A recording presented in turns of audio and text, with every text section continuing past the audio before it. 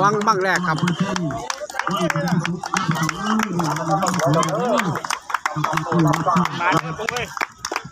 อันเดอร์ปู ฝากข้างกองไม่การนะครับเบิ้งน้ำเด้อนะครับทางบาดียมพงนะครับปลอดภัย100%กับแข่งมาน้ำนะครับความพร้อมของจะ100%นะครับทีมงานของวังสันติสุขวรวิทย์100%ผู้ให้การสนับสนุนไปลูกไปปลอดภัยนะครับทุกจุดทุกหม่องปลอดภัยท่องขยับออกมาทางถนนอีกในเด้อท่องเพราะว่ามันบังต้นไม้โอเคครับท่องเขียวครับขยับมาทางถนนเนี่ยครับปลอดภัยเนาะขึ้นสูงลงซาตกใกล้ๆได้หลายๆขอทีมงาน